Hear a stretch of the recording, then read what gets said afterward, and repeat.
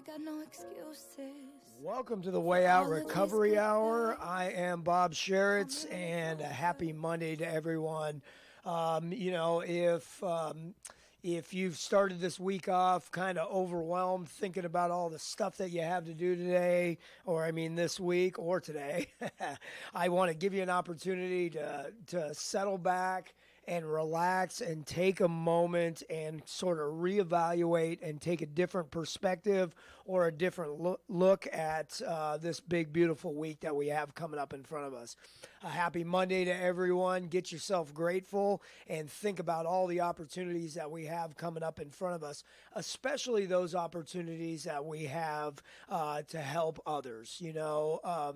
I am blessed to be put in a position where I have lots of people calling me all the time for help, and so I am, that's put in front of me all the time. I don't have to go and look for it, but take the opportunity this week to go and look for ways to help people that need your assistance, or at the very least, slow down and take the time to say hi to people, ask them how they're doing, and interact with the person that's sitting right in front of you, because in my opinion, there is nothing more important than the person that is sitting right in front of you, and those personal relationships that we have and that we can continue to form, So if this is your first time listening to the show, I'd like to welcome you to the show. We are on every Monday at 12 noon on AM 1220. You can listen live, or FM 98.1.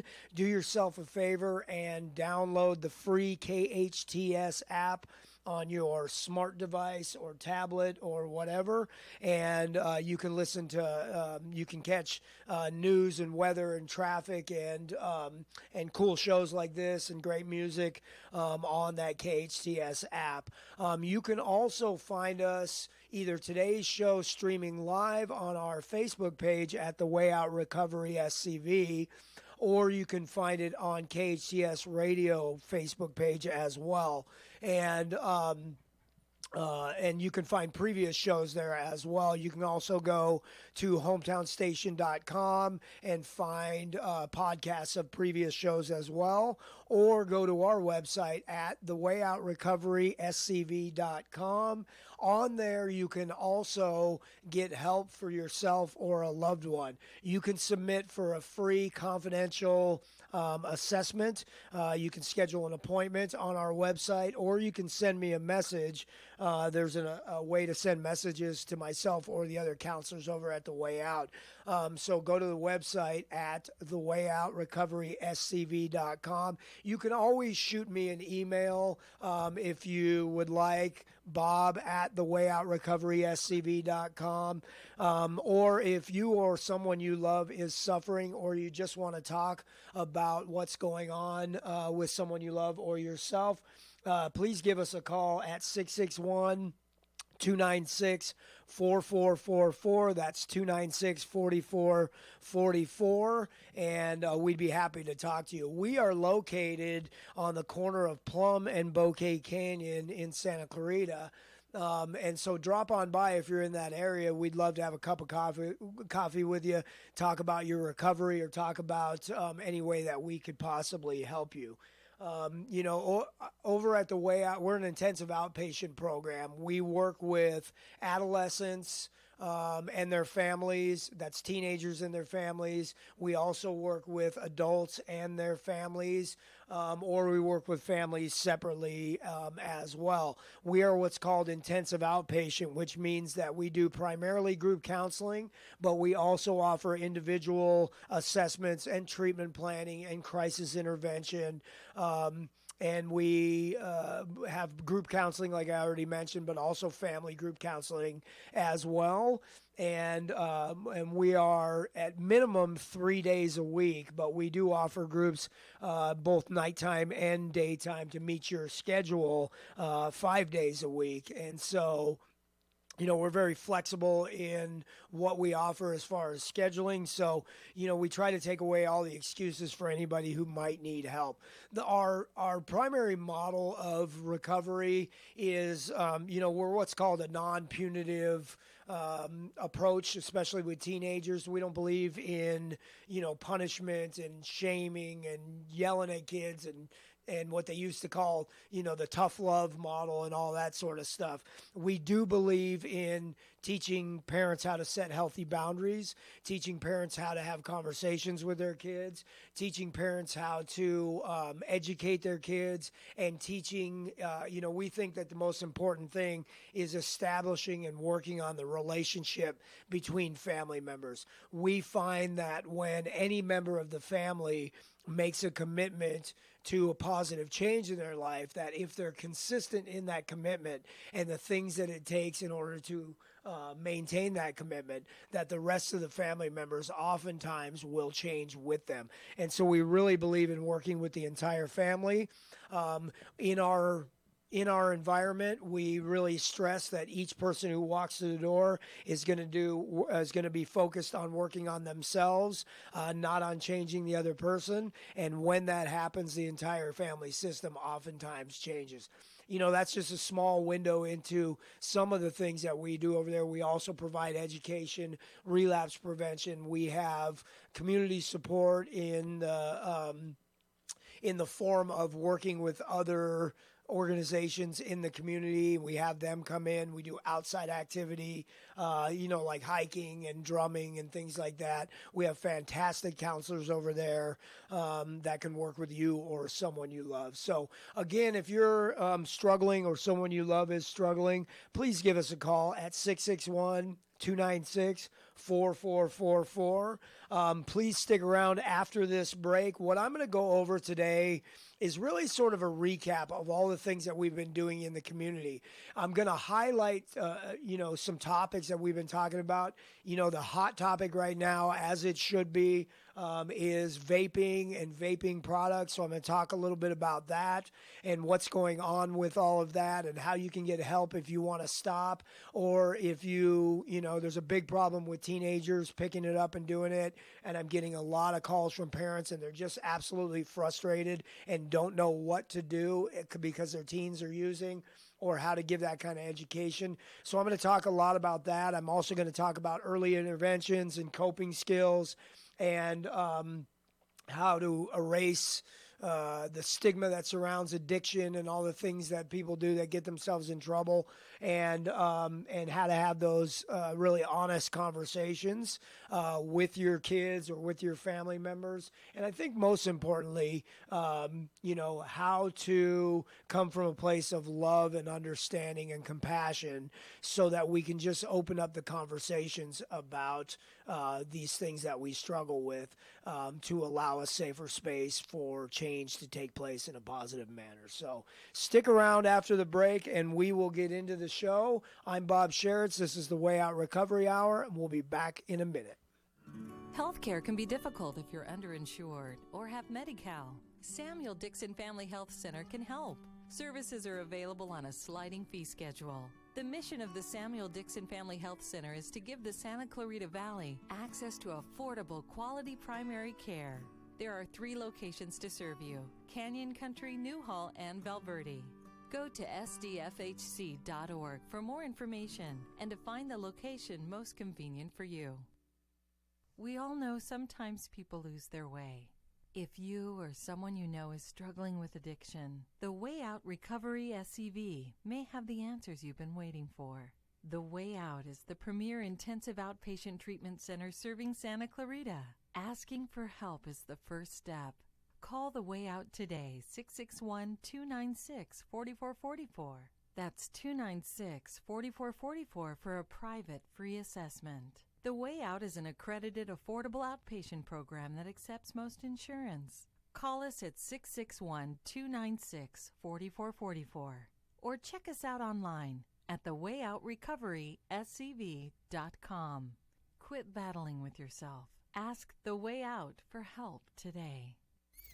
Your hometown station. The only station I listen to while I'm on the 14 heading to work in the morning. 98.1 FM and AM 1220.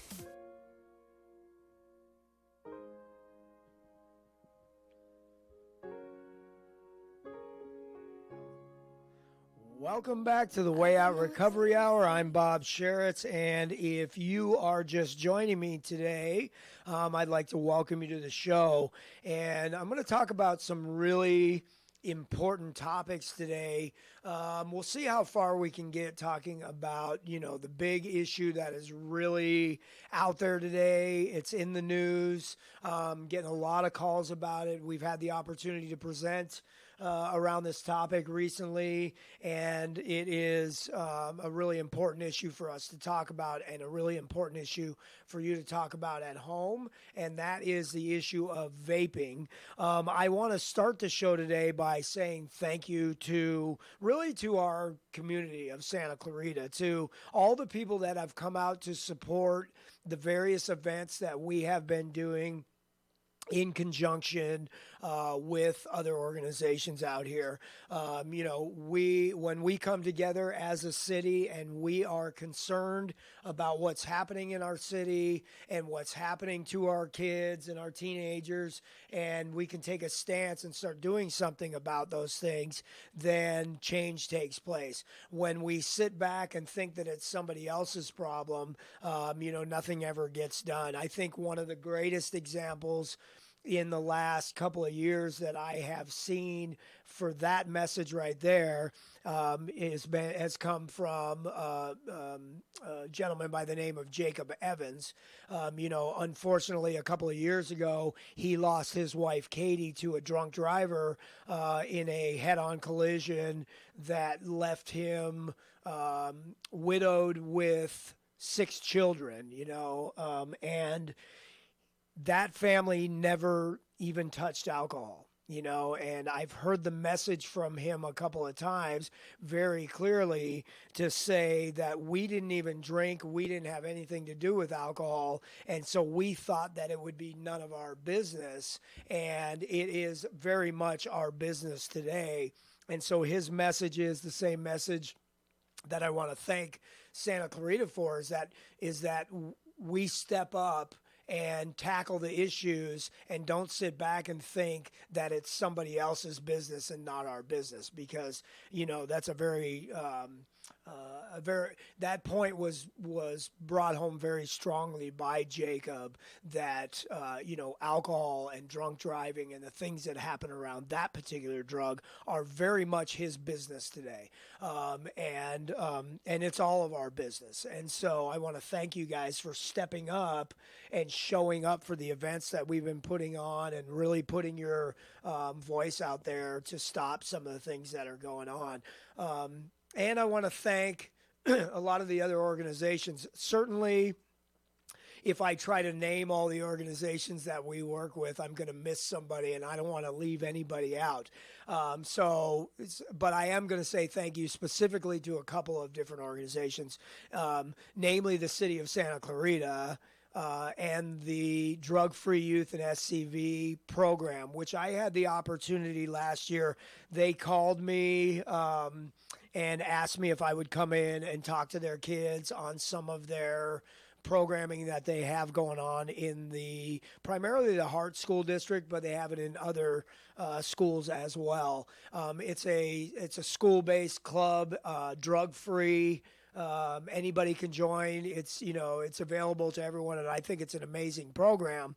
And I was asked to come in as a guest speaker last year to a couple of different schools, and I'm so grateful that I get to talk about the things that I think are really important, and the things that people I think don't talk enough about. And so as a result of that, they asked me to partner up with the Sheriff's Department. And Captain Robert Lewis over there did an amazing job, and we put on an event a couple of weeks ago on the 11th of September at City Hall called The Truth About Vaping.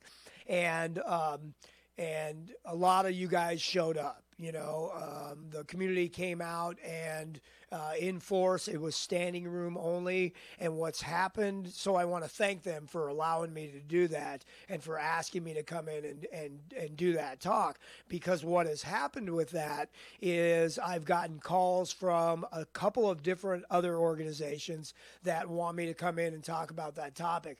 And a couple of the other events that we've done afterwards have now turned into a discussion about vaping. It's very concerning what's going on out there. I think the last count a couple of days ago was 8 confirmed deaths as a result of vaping. And the scary thing about it is that they can't exactly pinpoint what's causing it. They don't know if it's the chemicals in the flavoring, or if it's the chemicals in the delivery system, or if it's just the vapor, the putting the vapor into your lungs on a whole that is doing it. But what's happening is people are contracting lung illness, a severe lung illness, and unable to breathe, and then they're ending up dying from that right there. The best explanation that I heard, I had the opportunity on Sunday over at the Valencia United Methodist Church. The Zontas of Santa Clarita organization, Phyllis Walker asked Detective Bill Velick and myself. Detective Bill Velick is on the juvenile intervention team. Asked us to come in and speak to their organization, and so we did that on yesterday morning, and I heard Detective Velick give an explanation of what they theorize is happening with these deaths. Because the delivery of vaping is in a vapor form, it's sort of the same delivery system that you use when you use like a nebulizer or a breathing treatment. It's designed so that in the breathing treatments, it's designed so that the molecules of this vapor are really, really tiny and get to the farthest reaches of your lungs so that they can do what they're designed to do and alleviate any restriction that's in the lungs. Nebulizers and breathing treatments are far different. I'm not comparing them in their effectiveness or their use as a medicine to vaping in any way. But when we're putting that kind of vapor into our lungs, the molecules are very, very tiny and they're getting into the farthest reaches of the lungs. And so the same thing is happening when we're using vape products.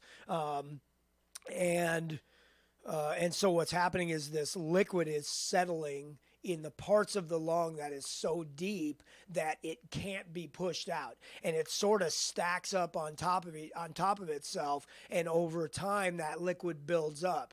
When people are going to the hospital with these lung illnesses, they're presenting as if they have pneumonia. And so they're presenting with fluid in the lungs that is stacked up in such a far-reaching part, the tiniest pieces of the lungs, that they can't get in there. There's no treatment that's gonna penetrate as far down as that. And so by the time they're getting these lung illnesses, it's stacked up to such a point in the lung that they're presenting as if they have pneumonia, and it's getting worse over time. And then, unfortunately, people are dying from that. And so that was an explanation, that Detective Velick gave yesterday, and it made a whole lot of sense. There are other dangers besides that when it comes to vaping. It was designed. Vaping was initially sort of sold to us, if you will, if that's the proper word to use, as a means for people who had an addiction to smoking to use something less harmful. And if it's used for that right there, it probably is less harmful. I'll spend a minute talking about smoking cigarettes or cigars or anything like that. Extremely extremely carcinogenic. People are dying of cancer. They're getting emphysema, lung diseases, chronic bronchitis, heart problems as a result of smoking cigarettes. We've known that for a long, long time. And our campaigns, worldwide, I think our campaigns to show the dangers of cigarette smoking and cigar smoking and any kind of nicotine delivery using smoking have worked, and they continue to work. We have far less people that smoke today than they ever have. Smoking, cigarettes or cigars or anything like that is probably one of the most dangerous things that's on our planet. It kills, the numbers back when a lot of people were smoking. I haven't seen in the last 5 years numbers since vaping has come on, but it was up to 480,000 people a year were dying as a direct result of smoking cigarettes, and cigars, but primarily smoking cigarettes. That's more people dying than the other 5 leading causes of death combined. That's a lot of deaths as a result of cigarette smoking. So we got that message. It took years and years and years for, for big tobacco or cigarette manufacturers to put on the side of cigarette packs some statement that basically says, this will kill you. And so they finally did that. Many lawsuits, no more advertising to kids. They took away the cartoon characters and all of that stuff, right? So vaping comes along and says, we are the healthy alternative to that right there. And I've seen a couple of examples over the years where that has absolutely been the truth. Chronic long-term cigarette smokers who now have switched to vape that are doing far less damage than they would being chronic full-time cigarette smokers. However, what's happened is as soon as the market opened up to vaping products, all of a sudden the marketing and the delivery and the fruity flavors and all of this stuff, intentionally or otherwise, I don't know, has been advertised so that it's appealing to a younger generation. I'm not certainly going to sit here and accuse anybody of anything, but I think, that marketing techniques from an addictive substance perspective would be the earlier we can hook them in, we have lifetime customers. Anything that is addictive, if you start younger and do it for any period of time, it's much more difficult to stop. And so I don't know if it's purposeful or otherwise, but some of the products that go into these vaping devices, have cartoon characters on them. They have bubblegum flavors and cotton candy flavors and fruity flavors and all these different stuff that is very appealing to our younger generation.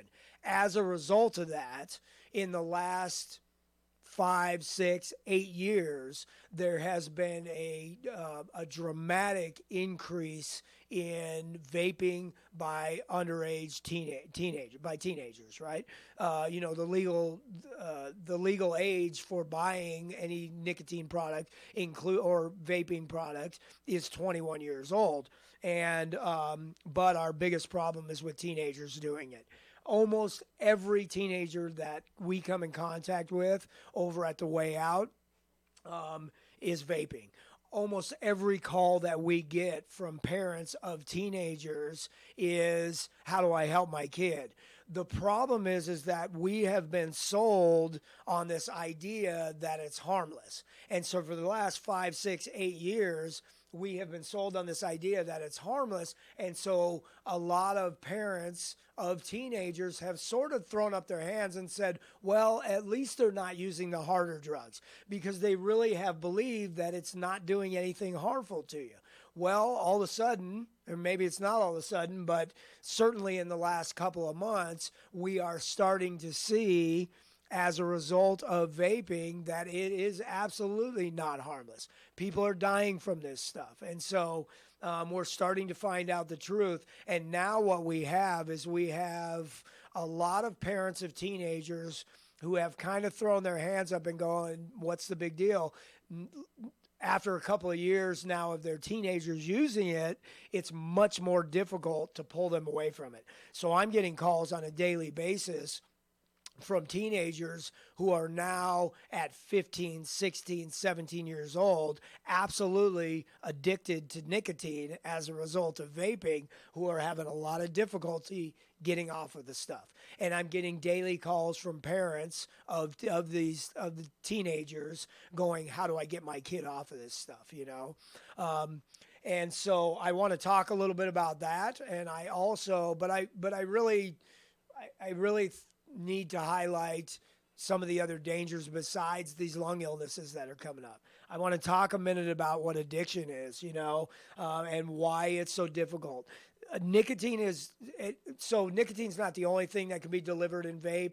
A lot of kids are putting THC products in there, cannabis products, marijuana products into these vaping devices, and they're utilizing that as well. And that's a whole nother topic when we talk about cannabis. You know, for the purposes of today's show, I want to say this. Just because it's legal doesn't mean it's safe. Legal doesn't mean safe. And so get that out of your head, you know, before it gets so out of control, and maybe we're already there, that we end up in the same space that we are with alcohol today. You know, alcohol's been legal for a long, long time. And because it's legal, people take this viewpoint that it is not as dangerous as the so-called harder drugs like heroin, methamphetamine, cocaine, and all those types of drugs. But I got news for you, folks, and it's hard to see this. I got news for you. Alcohol, other than nicotine, is by far the most dangerous drug there is. But isn't it interesting that we don't look at it that way because it's been legal? Same thing's happening with cannabis, right? Is we go, well, it's legal now, it must be okay. Just because we've legalized it doesn't make it safe. And, you know, so last thing to say about alcohol, right, is that it causes more problems than any other drug besides nicotine. And so don't think just because it's legal that it's safe. And same thing with cannabis. The biggest problem with teen use of vaping products is really twofold. There's addictive properties in nicotine. Nicotine is one of the most difficult addictions that there is to face. I've worked with heroin addicts who have more trouble getting off of nicotine than they do getting off of heroin because it just is more of a deep-seated addiction. It attacks the addictive properties in the brain more than other drugs do. And I think the hardest part about it is that by the time you hit a bottom with nicotine, by the time that you realize that it's doing severe damage, it could be 30 years later. The problem is by the time it starts to do that damage, you can't take that back. You can't reverse the damage that nicotine and its products cause. So once you're smoking long enough to get cancer, you're not reversing that cancer. Once you're smoking long enough to have chronic bronchitis or emphysema or heart problems, you can't undo that. And so it's subtle, you know. It's not like doing heroin where you might overdose and you know you have a problem because of the effects of heroin.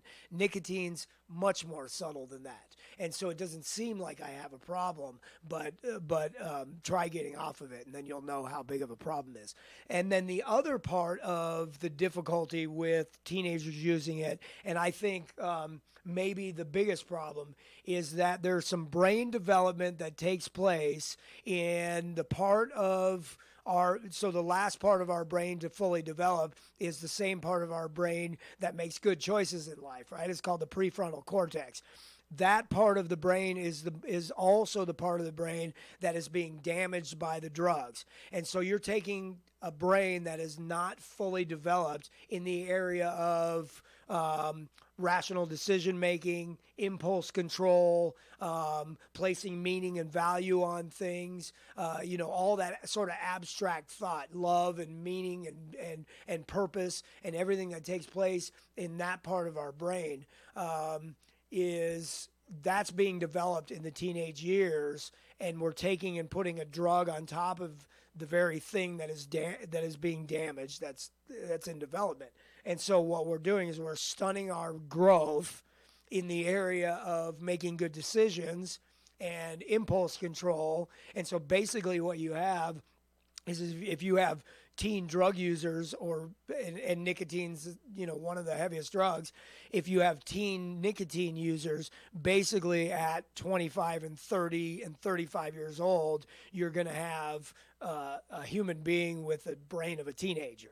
And so you're going to have impulsive 25-year-olds, impulsive 30-year-olds,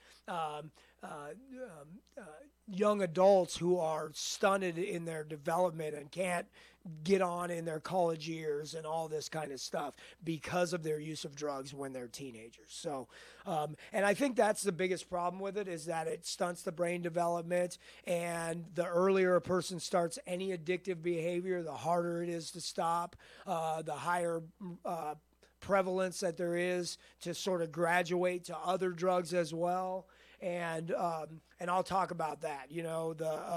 When we put ourselves in the environment of other people that are using these products in that same environment, those people are the same ones that are going to be using drugs, smoking weed and drinking and all these other things. And so I'm much more likely to do another drug because of my exposure to that drug inside of the community that smokes and uses vape and does all these things that they're not supposed to be doing as a teenager. Also, once I set the brain up to run to a drug for a quick fix for my stress relief, the brain is going to be much more likely to run to any drug as a quick fix. And so I'm not going to have I'm not going to have the ability to self-regulate my emotions. If my brain says you don't need to, because you can just take a hit off of this thing and your anxiety goes away, or you can just take this pill and your anxiety goes away, or you can drink this bottle and you don't feel depressed anymore. I'm not going to do the actions that it takes for sustained regulation of my emotion if I'm teaching my brain to just take a hit off of something that stops it right now. The problem is that once I stop putting that drug into my system, the stuff that I'm sort of medicating with that drug comes back stronger than when I started. And so I'm setting my brain up to not have the ability to regulate my emotions without taking a drug. And that's kind of what addiction looks like. So when we come back after this break right here, I want to talk about some of the other things that we've been doing in the community. I don't really want to get off of this topic too much, but I want to offer some resources when we come back. And then I want to talk about what I think is the most important thing, and that is, okay, if I'm already here in the vaping world, how do I get out of it? If my kid's already here, how do I help my kid get out of it? If I have young kids and I don't want them to get into this stuff, what do I do to keep my kids from vaping and using other drugs? We will talk about that in a minute. I'm Bob Sharits. This is the Way Out Recovery Hour, and we'll be right back. Why do people from all over Santa Clarita come to our spa in Canyon Country? Simple. They want the highest quality services at prices that everyone can afford. This is Rosemary from Beyond Harmony Med Spa. Read our reviews and know why we won the Ultimate Beauty Awards 2 years in a row by the readers of Elite Magazine. Come and see how close we really are and experience the level of excellence that our clients have loved for the past 13 years. Go to beyondharmony.com or call 298-8008 today for a free consultation. The Santa Clarita Artists Association is celebrating our 30th anniversary at the Hyatt Regency Friday, November 1st. This year, there's a free art show from 10 a.m. to 4 p.m. filled with multiple art demonstrations, musical entertainment, a fine art exhibition, silent auction, jewelry booths, and more in the Grand Ballroom. The ticketed gala begins at 5 with entertainment by Lance Allen, a live auction led by Councilman Bob Keller, followed by our Art Awards ceremony. Purchase tickets for only $25 at santaclaritaartist.org. Your hometown station. As soon as I leave my house in Saugus, I always turn on KHTS for the latest traffic updates. 98.1 FM and AM 1220.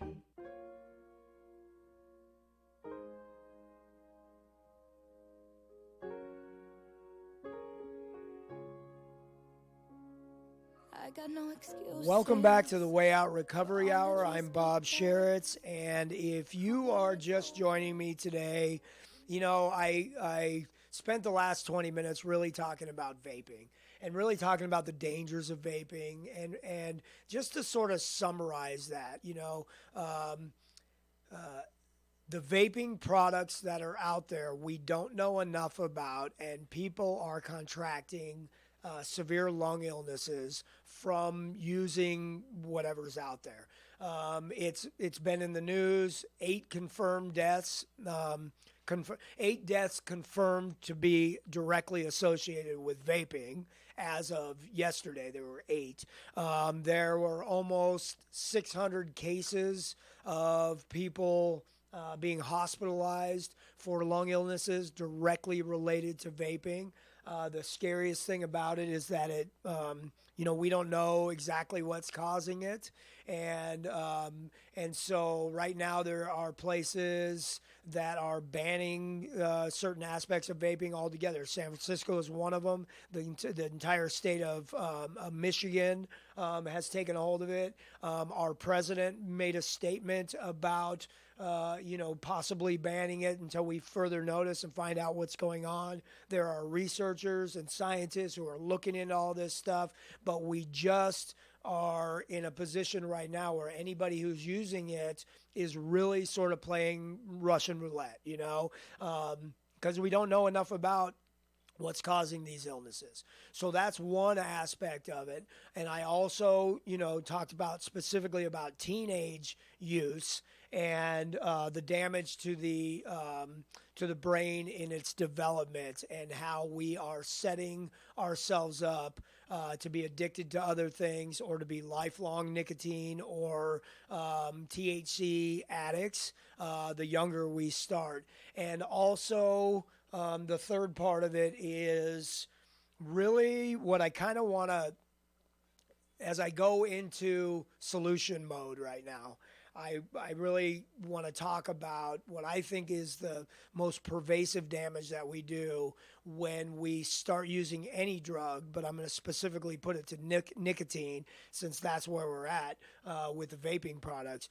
And that is that when I put a drug into my system as a means of regulating my emotions, what I'm doing is I'm teaching my brain that anytime I have any kind of an emotional overwhelm, and it really doesn't, or stressor, in my life, that I'm teaching my brain that all I have to do is hit this thing, or take this thing, or snort this thing, or drink this thing, and it goes away. And when I do that, I am stopping my brain from making the effort to self-regulate using other more healthy mechanisms. And so what I'm doing is I'm setting my brain up for addiction. Very quickly, let me tell you that, there's a lot of people that use these products that are not going to be addicted. How do I tell the difference between somebody who's crossed the line into addiction? And there are, certainly different severity levels of addiction, but addiction can be defined as the following. If as a result of vaping, problems are occurring in my life, despite my attempts to stop or control the behavior, right? And so what that means is that if I'm vaping and I'm getting in trouble as a result of it because of school, or if I'm vaping and my parents are expressing concern, and I go, you know what, I don't want to get in trouble anymore, and I certainly don't want to break my mom's heart because she loves me and she's scared that I'm using this vaping product, so I'm going to stop doing it. If I have the ability to stop, I probably haven't crossed a line into addiction. If I say, oh my God, I really want to stop this, and I make efforts and I am unable to do that, I continue the behavior, what that tells me is that I've crossed into the world of addiction. Now, you can take those problems and you can put them on any level, and you can take that drug, or if as a result of, and fill in the blank, you can put any drug or addictive behavior in there. But the formula basically for addiction is this: if as a result of something that I'm doing, problems are happening in my life, physical, mental, emotional, spiritual, connection to other people, relationships, problems in any area of my life. And I know that they're happening as a result of the thing that I'm doing. But I continue to do this thing. That's what addiction looks like. If you're not sure if you have a problem with something, here's the best way to find out is try not doing it. See what happens. If you vape and you're not sure if you're addicted to it, put it down for 30 days and see what your brain does with it. See if you're able to do that, right? If you're drinking or using a drug or something like that and you're not sure you've crossed into the line of addiction, try taking time off for a year. And just see how difficult that is for you. Watch what your brain does to make an excuse to get back to that drug and pay attention to it. If you can just put it to the side and it's not a big deal, a year from now, maybe go back to what you were doing. I would suggest living life without that stuff if you can possibly do it, more power to you. But if you can do it and you're not addicted to it, then, do your thing. Most people who use drugs, and this is not a green light to do drugs, but most people who use drugs do not cross a line into addiction. And then there's this percentage that do cross a line into addiction. And so let me describe that for you because it's so powerful that once you've crossed into that line and your brain wants that quick fix, it is extremely difficult to get out of, and you're going to need some help, right? And so here's what addiction looks like in that realm, is that something internally or externally is so overwhelming in my life that it's causing severe stress, like maybe I can't sleep at night, maybe I have depression, maybe I'm anxious over it, maybe I'm like scatterbrained, I'm just like really, really, really, this is like taking up a lot of my energy and causing a lot of stress in my life. If I'm living in that space right there, and those stressors are unopposed, which means that I'm not able to reduce my stress level with the things that I'm doing. And I'm just kind of walking around with that stress all the time. In that state right there, if I introduce a drug, the one thing that drugs do is that they alleviate stressors in an instant. So here's the way that it works. Stress is caused by a chemical inside of our system, primarily cortisol. It's a hormone. It's not as simple as just cortisol, but for the sake of a pretty simple explanation, stress is caused by a chemical inside of my system that rises or lowers in my bloodstream, the amount that's in my bloodstream. And when it gets to a certain amount, I feel it, and it gives my body a signal to go and find something to reduce my stress level. So here's an example of that. When I experience hunger, I start to get hungry. The stress of hunger is caused by rising level of cortisol running through my system. It sends a signal to my body to go and find something to reduce the stress of hunger. So what's the signal that it sends me? My stomach might growl. I start getting a little bit edgy. I get an idea, I haven't eaten since this morning. Those are the signals. So I go out and I get some food, right? And food, by the way, is in the addictions category. I'm not telling you to not eat. I'm telling you to watch what you eat because we can get addicted to food. And it may be the primary addiction in the United States. It could very well be. Sugar, salt, and fat are the drugs that are in the food that we chase, right? So here's what I do. I go and get a piece of chocolate cake. Maybe I should have offered broccoli, but I'm going to say chocolate cake because here's what happens when we eat chocolate cake, right? We go, yum. That yum right there is chemicals going off inside of my brain. Specifically, they're called neurotransmitters.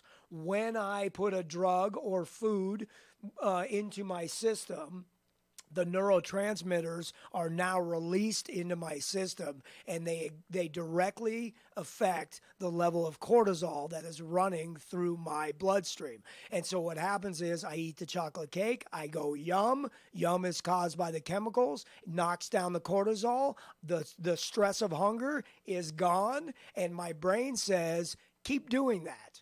Every time you feel the stress of hunger, you're going to do that thing right there that knocks down the stress.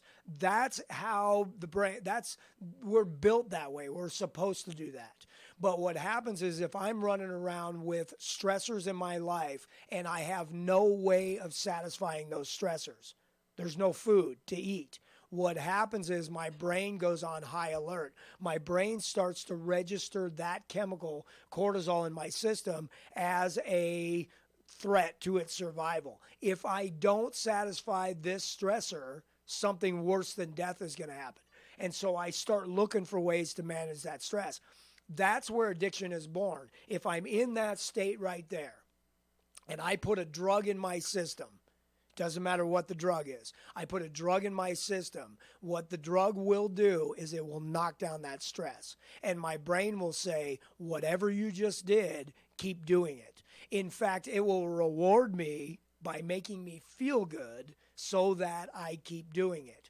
If that thing that I put in my system to knock down those stressors is not a healthy coping mechanism, like it's a pill, like an opiate, or a Xanax, or a beer, or a vape, or some marijuana, or you name it. My brain says that right there is the answer to all of your stressors.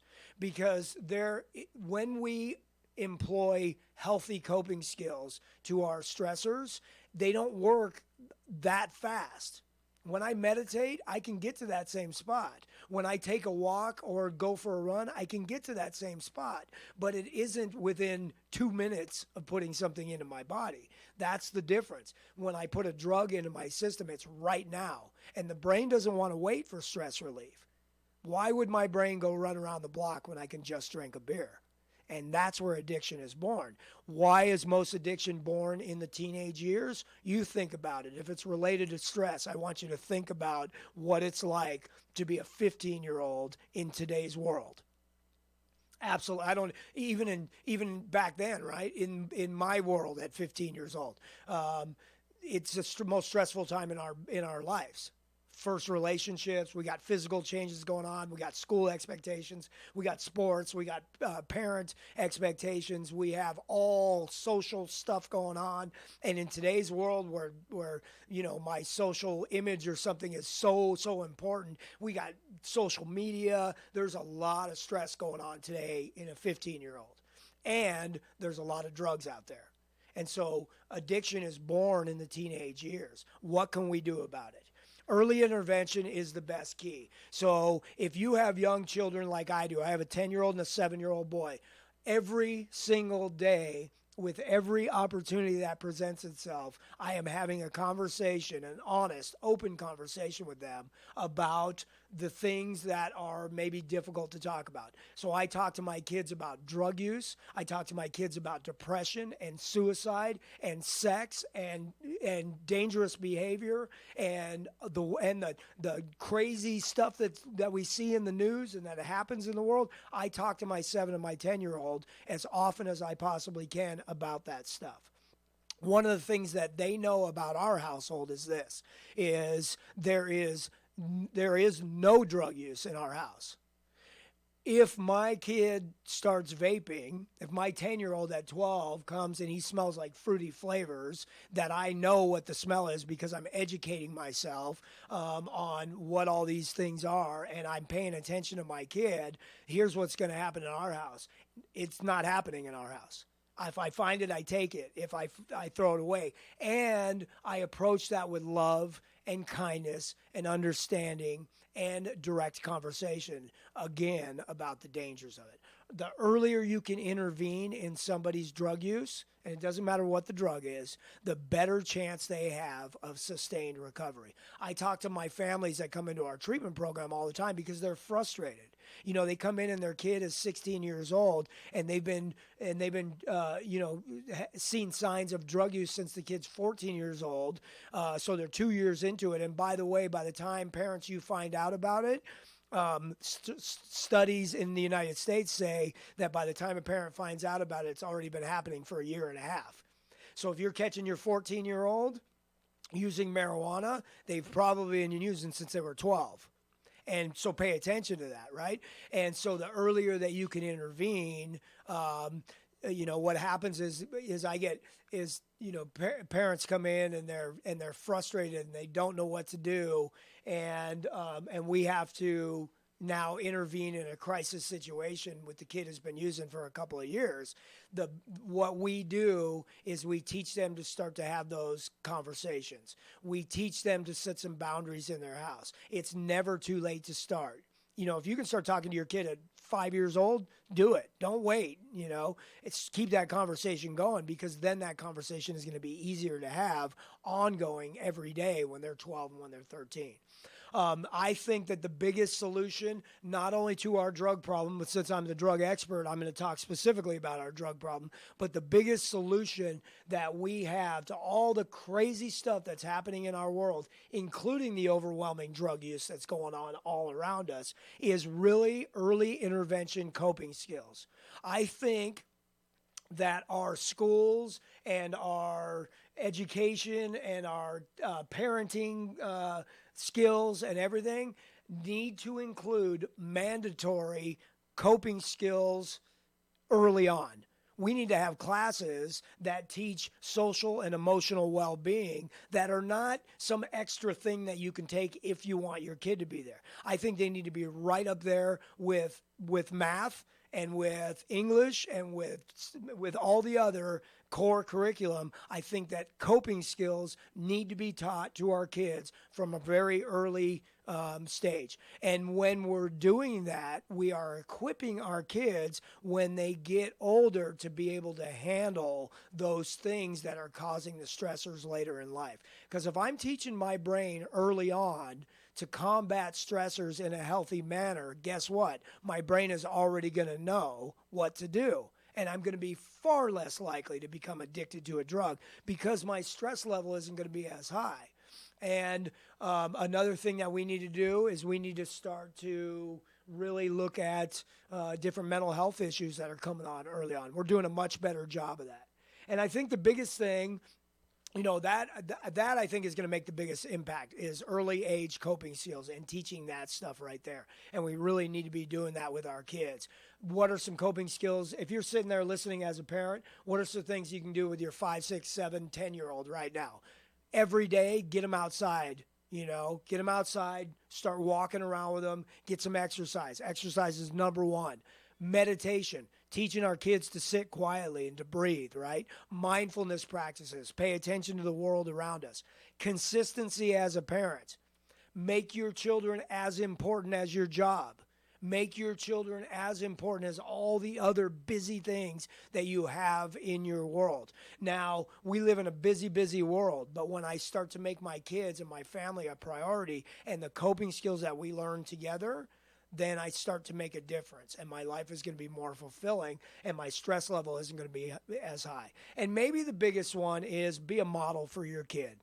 We can tell our kids all day long, don't do this and don't do that. But if I'm sitting doing it and the thing that I'm telling them is I'm old enough and you're not, they're not going to hear that message. What they're going to see is that my dad vapes and I think it's cool, and so I'm going to do it too. So be a model to your kids. Be present in their life. Be consistent. Have the conversations that you're afraid to have. Have the conversations every day and often, and never give up, and get in there and intervene on the behavior. I'm Bob Sharits. This is the Way Out Recovery Hour, and we will see everyone next week.